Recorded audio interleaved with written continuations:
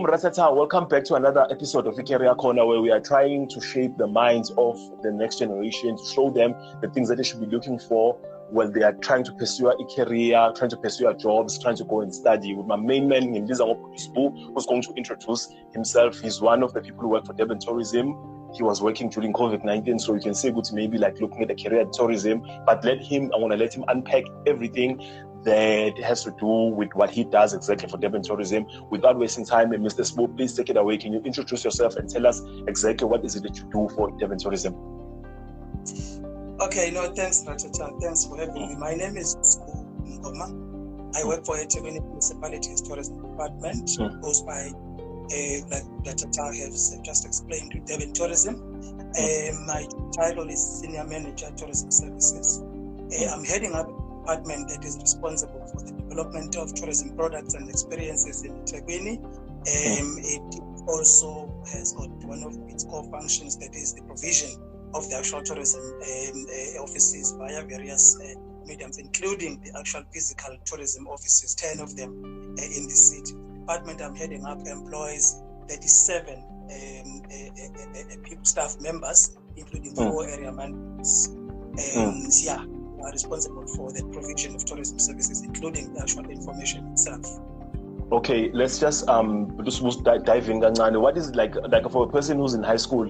To me, I can get it, but now if you just explain to them what is it, like basically like your day-to-day, like the actual work that you do, if you can.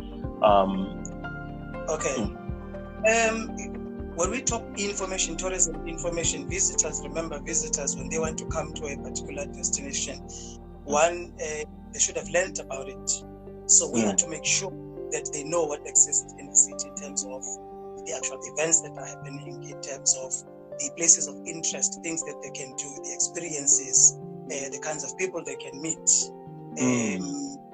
Because remember now, one of the days where only ecotourism could win share of mind of a potential visitor. Now, cultural tourism is also a thing. They want to know how we live, they want to know what we eat, know what kind of music we dance to, how we dance. I mean, Jerusalem speaks for itself. There's quite a number of things. Of late, there's gastronomy tourism also that has come into play. They want to eat the food that we eat. Religious tourism also coming in. Medical tourism as well, as when one is here for medical reasons, they want to come with the entire family. So the sector now is becoming more and more diverse as we go. So ours is to find that information that will be a reason for people to travel in the first place. There must be a purpose for people to travel. Remember, at Ratata, we do have tourism support services, and that is hotels, transport and all, but those are not the reasons why people travel. So my department is responsible for making sure that we create that reason. We stimulate that interest for people to come to Durban, among other destinations in eThekwini. So we package that information, we ensure it is up to date, it is accurate, and then we put it out there through various media, whether it is trade shows, it is consumer shows, it is through brochures, websites, and all of that. So we make sure that we saturate the market with information and things to do in eThekwini. That's what we basically do. Wow, it sounds like a lot of work, because like honestly, before I even started doing videos that have to do with tourism, I would just say, these guys, okay, maybe what they do, they get people in the bus, get a bus in, let's go to Inanda. There's a lot that goes behind all of those things to be achieved, of which is incredible. Because like honestly, like when I thought about tourism, another thing, it's just like a guide who's gonna take you from here to here. We're gonna move from here, we're gonna go here, let's go Wamex, go eat meat, then that's tourism. And there's a lot of things, and there's a lot of jobs that tourism creates behind the scenes that like people would necessarily know about. Which is very, very great. So let's just before we go any further, I want to take it a bit step, because you weren't born working for tourism. At some stage, you were also a teenager. You were also in high school. How did you end up, your personal story, would you end up working for Durban Tourism per se and working in tourism? Because I'm sure when you grew up, maybe you wanted to play soccer like everyone, you want to be a musician, you want to do these things, but somehow you ended up having like a very professional career. You're providing for your family. You're one of the people who actually were working during COVID-19. How did it all start? When it's just start from matriculate, where did you matriculate, and when did you matriculate? Okay, no, I'll tell you my story. Back in the days, there were not too many, career fairs. That's why one appreciates the platform that we have created, because Yes. it is going to people that are watching this video right now. In my times, I didn't know anything about tourism, to tell you the truth, until I even matriculated. So my schooling times, primary and secondary schooling, wasn't in Inanda. Lower primary, there's higher primary then. So, but that entire secondary schooling was in Inanda, which is an informal settlement in the north of Durban. Then after my matric, over the period of time as I was growing up, I developed a very unusual sort of passion of learning languages, international languages. So I started with one. And at that point in time, I had, discovered information that if I learn a French language, I'd be able to connect with some of the Europeans as well as some of Africans that are Francophone. So out of passion, I then studied what is called the Degré élémentaire de langue française with Alliance Française. It is just an international degree. Exams where there was an intensive course that was offered here at Alliance Française Cultural Center here in Morningside, Durban. But exams that we were writing at that point in time were set up in Paris and marked in Paris. So I got my first degree in that. Then I needed an area that would then link that, because it had dawned to me to say, okay, passion does not pay bills. I mean, you learned the language. Now, what do you want to do with it? And parents started questions as well. You're a matriculant, you've studied something that is just useless, if I may put it that way, because then what do you do with just an additional language? Then I needed a career wherein what I would have learned in a language does not go down to this. Then that tourism was then born, because I was then able to then interact with visitors. Then I enrolled with what used to be Technical Natal, then it is a DUT now, to study tourism. At that time, I'm not sure now, tourism was only offered at the Pietermaritzburg campus, Sbusiso campus, so I went to Pietermaritzburg. I continued with my second international degree also in French, whilst I was still doing tourism at the DUT. Then I graduated.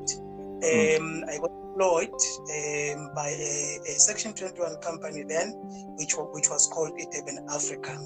It is the same company, Ratata, that is now called Durban Tourism, and that is now existing within the Durban municipality. But I'll tell you more about that as we progress. Okay. So basically your education, when your introduction to tourism started with you having a hunger to learn separate languages. This is a crazy story, because one would think, maybe you are a person who people have this thing, maybe if you want to be in tourism, you have to love traveling. And when it literally started with you learning like a separate language, you could have diverted and say, okay, cool. Now that I've learned this particular language, let me try and see if I can open an office that I can teach this language. And then you're like, no, what? Let me see what learning this language has worked. Where can I get work with this particular language that I've learned? And then it exposes you to tourism, because obviously, you're speaking about Paris. I'm like, oh, this guy probably knows French. I'm going to learn French here. And I'm doing this interview. I'm excited about doing a few things in French. But you took that a step further and said, okay, let me make this thing work for me now. Let me try and find a sector that I'm going to fit in, with tourism. And then you starting off with Durban Tourism. How long have you been working for Durban Tourism? Well, was it Africa Tourism before? It was Durban Africa. I think the name Durban Africa for that destination marketing company then, it was born out of the idea that when one visits Durban, you get to learn and experience things that are obtainable throughout the entire South Africa. And then it was named Durban Africa then. It was fully funded by a municipality, that Section 21 company. By the way, that same kind of setup still exists in other provinces, in other areas. Not from us. If you go to Pietermaritzburg Tourism is not part of the municipality. It's a Section 21 company funded by the municipality. So we're in that relationship with the city then. until 2004. Then in 2004, that company was then deregistered. Change in decision from the city. I won't go deeper into that. And then it was deregistered. And it took the city about 4 years to make a final decision in terms of what to do with that, because it still needed the services that were rendered by the department on behalf of a Ethekwini municipality. Remember, tourism is business, so maybe we'll discuss that. The tourism is not just entertainment; it is business. It is one ways with which the city can generate or develop economy and employ people, and it's the biggest employer. It is very labor intensive as well. So services that were offered by the destination marketing company then were needed by the city. So a decision in 2008 was then taken to say, let's integrate the Durban Africa. Then it became Durban Tourism, which then existed within the economic development and planning cluster of Ethekwini municipality, which I am now working for. So in terms of my personal career, Ratata, if I may expand, I was employed then as a tourism officer.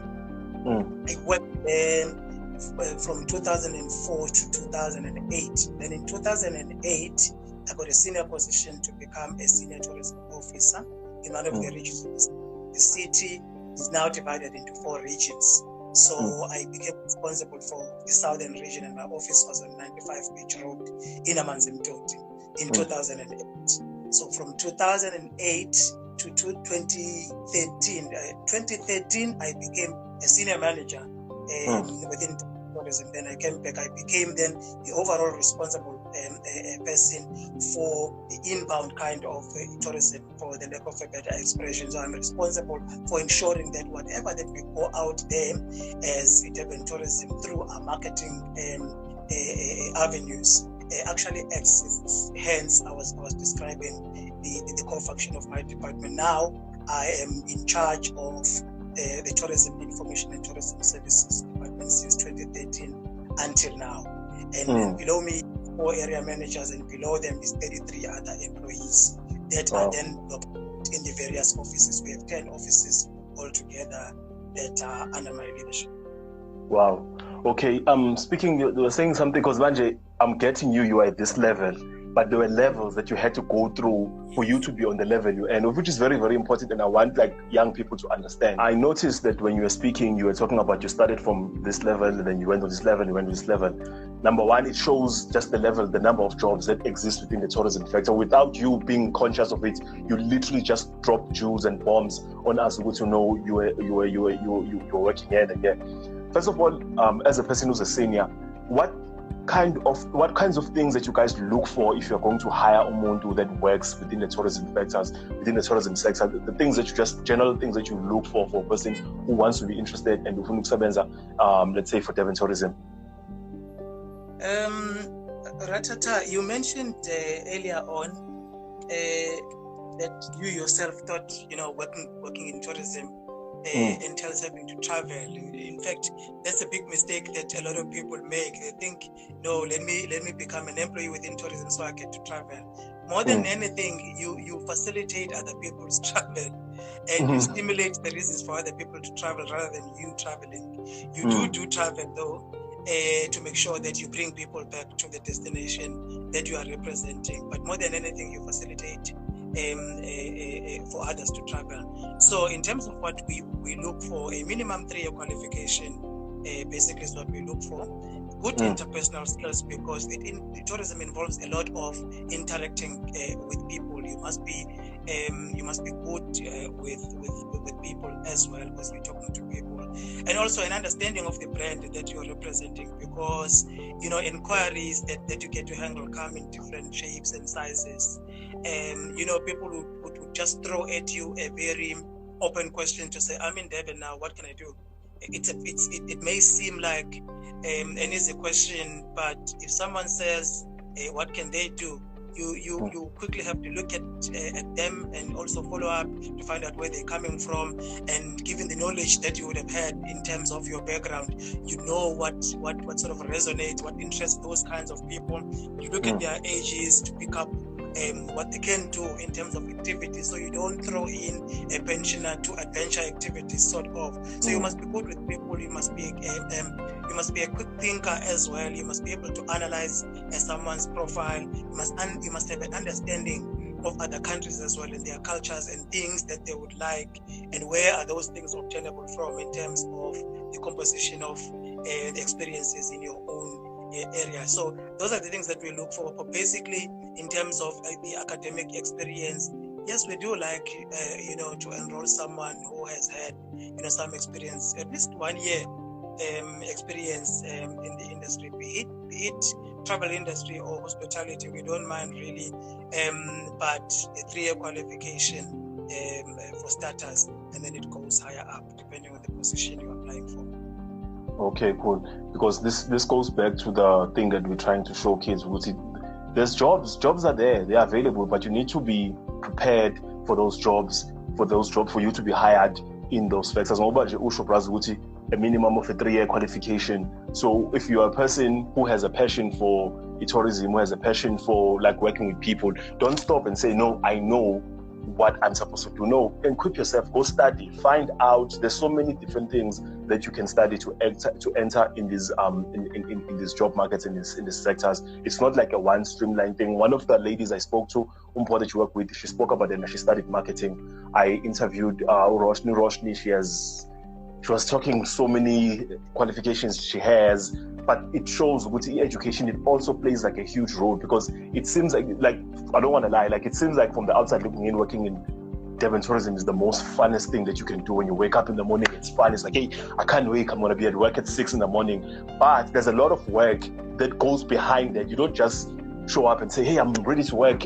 Working, no, it doesn't work like that. Where are we taking people today? I'm ready, my kumbi is outside. Where are we going? There's a lot of things that have to go behind you building yourself, your character as a human being, as a person, as a young person, saying, I can fit in this industry, I can participate in this industry, and I can reap the rewards that this particular industry has to have.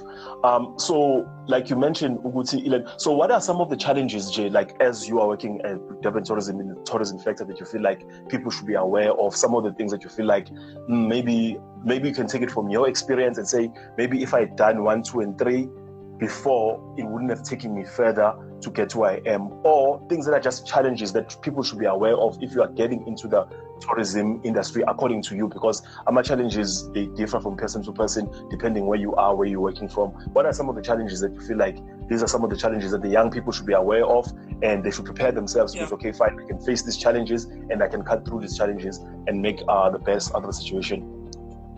Yeah, before I get to challenges, maybe I would like to perhaps take this opportunity and just briefly reintroduce the composition of the department I'm working for, so that at least this will help concur with what you have mentioned, to say one does not necessarily need to study tourism per se to work in the tourism sector. You can study marketing, you can study public relations, you can study. So how we are structured is, we have marketing and communications department, we have tourism information and services department, which I'm heading up.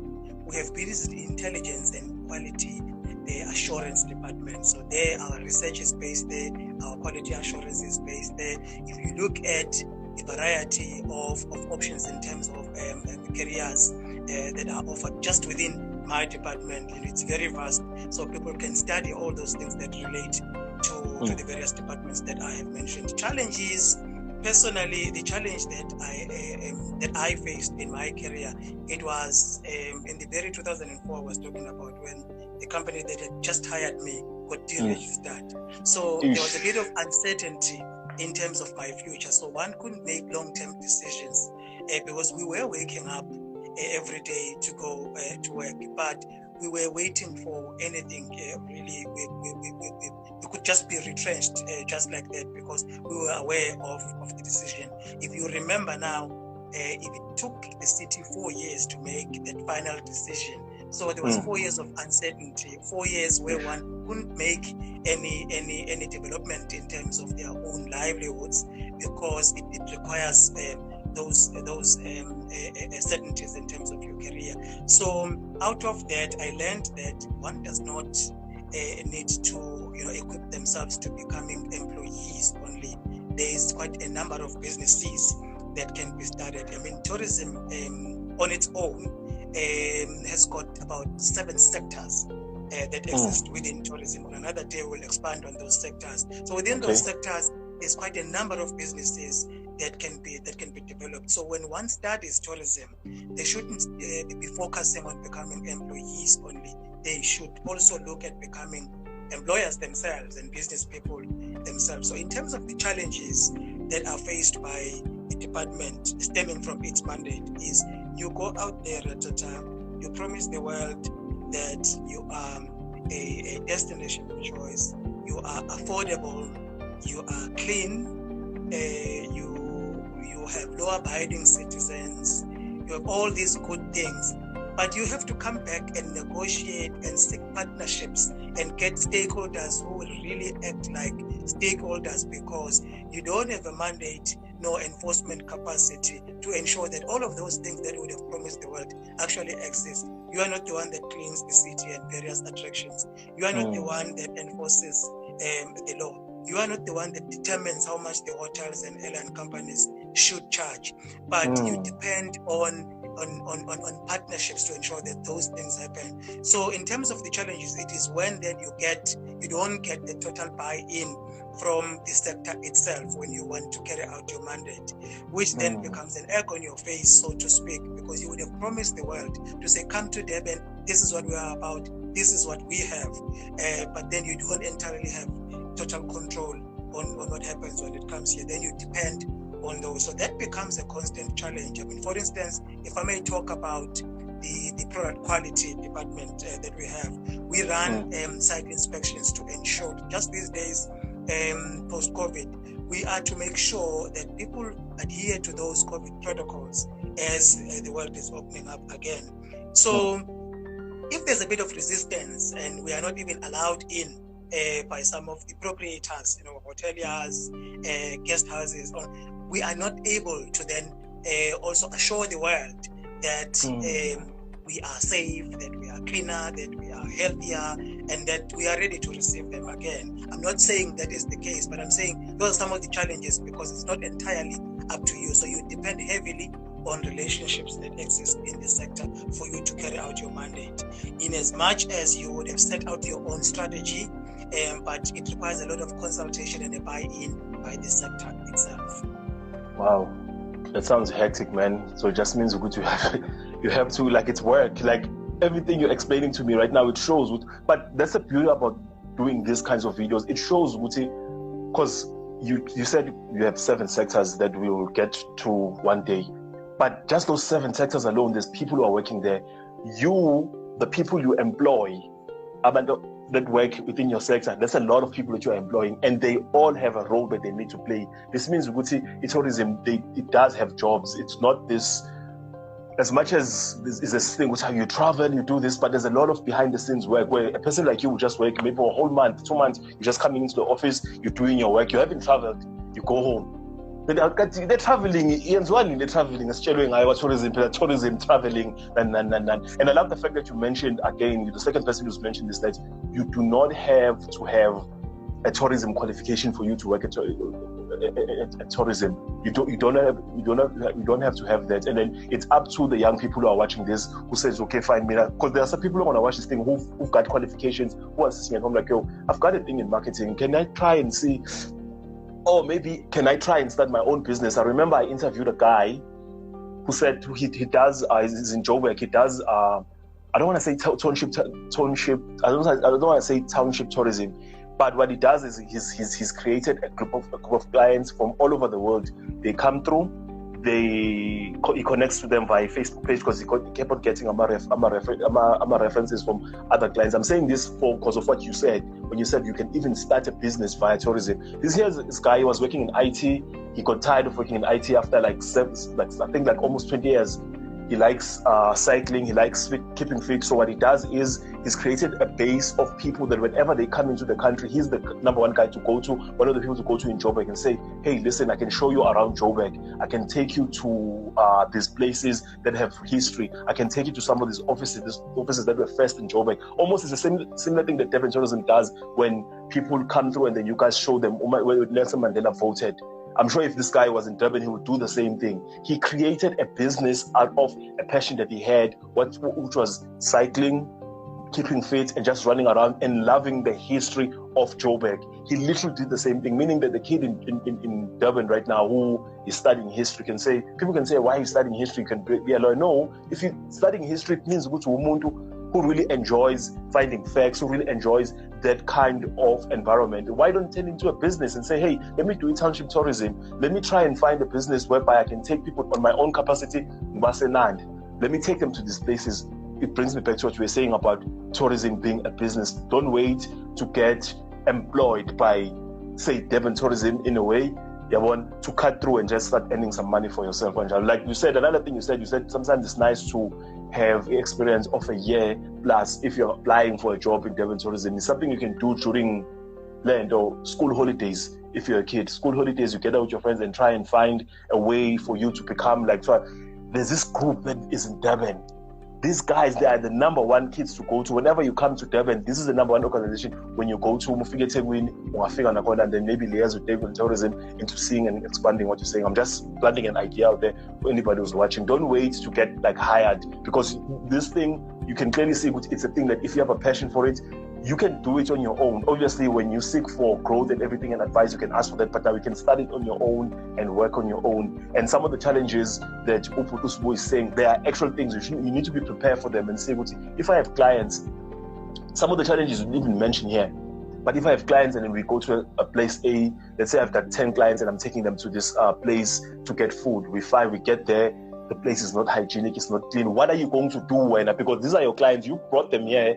I'm sure now you guys as Durban Tourism, you get into what heads with some of your stakeholders, what you were saying, how guys, we said we're going to cater for like 50 people, they are coming from Germany or whatever, but we're coming through, the place is not booked, it's not clean, it's not open and all those things. What is it that you do as a Durban Tourism to make sure that your clients leave home happy and say, these guys really did their absolute best, and to make sure we got taken care of? Like, I wanted you to really highlight, and you highlighted like really major things. I thought you were going to talk about like but you really highlighted things that if you're going to go into this sector, you really should be prepared. It's not just fun and games. It's not just like the glitz and the glamour.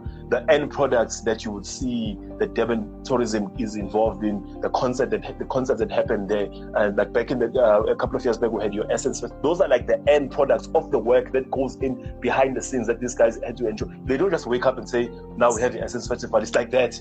Oh, people are organized. No, it doesn't work like that. There's so much work, and then it's up to you as a person who wants to enter the tourism sector to say, okay, which role can I play as an individual, as Ratata? Because I like this role. I think I'm gonna apply and try and see if I get a job there. But it's fascinating. It's just that it's a lot of hard work, but it's rewarding at the end of the day, because the joy that you guys get as Durban Tourism is finding the clients that are coming into Durban, living and saying, wow, I'm happy. I'm going to definitely make sure I refer most of my friends to come here. I'm going to make sure that I refer my family to come and make sure they stop in Durban whenever they come into Africa or they're doing their trips, which is very, very respectable. Sbu, I don't want to lie to you. You've unpacked a lot of things.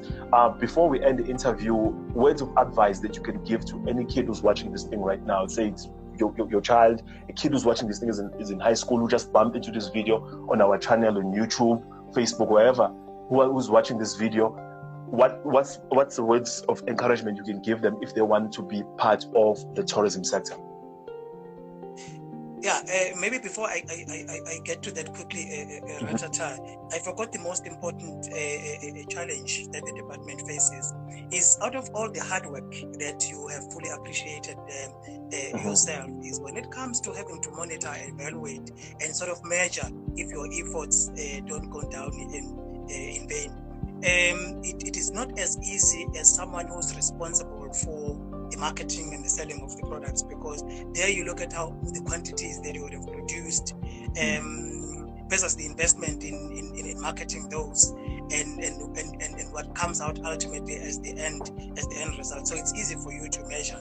So in what we do as destination marketer is we go out there, we spread the word, we talk about the entire destination, but the ultimate recipients of whatever that would have attained out there is not us as Durban Tourism, the department. It is those hotels, it is those restaurants, it is those tour operators. So sometimes we have to then engage in a very intensive research to then pick up in terms of how many people visited the city, what did they do in terms of activities. So again, we have to dig deeper, because it's not within us to sort of see these. They don't come and knock at our door to say, you were with us in an international show somewhere in Berlin, now we are here in Durban. They don't necessarily do that. They will go book the hotel directly. They will go take those tours directly. We don't get to find out if whatever marketing endeavors we would have employed are paying off. But our stakeholders, the actual recipients, the actual providers of those services that ultimately deliver them, they are the ones that get the benefits of what we are doing. That again becomes the other part of it. When I was saying ratata earlier, one does not necessarily have to study tourism, but let's caution the youth against having to undermine the sector. You do need that level of experience, because there's a distinction between having to sell a particular product and selling a destination. There's a vast difference between those two. So you do need to get that background, even if you are a marketer who can market anything that's put in front of them. But it is different to market a destination consisting of multiple experiences and products than marketing a particular product whose quality guarantees is even printed on the product itself. In this case, there's a lot that goes behind you having to fully appreciate the market that you want to sell to. And also in terms of business, what I would like to then caution the youth against is, when you're starting a business, particularly in tourism, think along two lines. One, do you want to be that experience or that product that will make people leave their countries to come and experience, or to come and taste, or to come and do? Or you want to be a support service to what already exists in the industry? So your decision lies between the two. If you know that you've got something that is uniquely you, but it will be of interest to a particular market out there, then you develop that. There's a lot of research that will need to go behind that to pick up the potential of that becoming a viable business. But if you want to become a support service, whether you want to be in the transport sector and all of that, you have to be that person that will be able to then source those partnerships, get those partnerships into contractual obligations. So have those people that are going to use your services for whatever that they are rendering. And your decision merely lies between those two.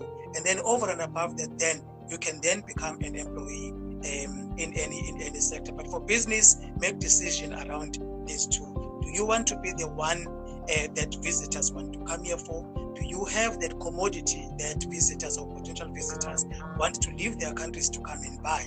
Or you want to just support the industry as it exists within the 7 sectors? Do you want to support the hotels? Do you want to support tour operators? Do you want to support attractions? And the list goes on. Those are decisions that you do need to make. Wow, I know. Thank you, Prosper. Thank you so much. You've unpacked. Basically, you just gave a lecture. Let me just say, I think another thing you must do when you're older, you must try somehow find be a lecturer, because you just gave a lecture that is like, I feel like now I'm motivated. It just did something to me. So I'm really hoping that the kids who are watching this thing are really going to be motivated and go out there and try and find what works best for them. Because this is who we're doing all this work for. We want them to be inspired, to know what's really available out there and what's going to be secured going forward after 2020. No, Jay, thank you very much for your time. I don't know if there's anything else you want to add on my side. I am happy with what you've shared with us today. I don't know if there's anything else you want to add.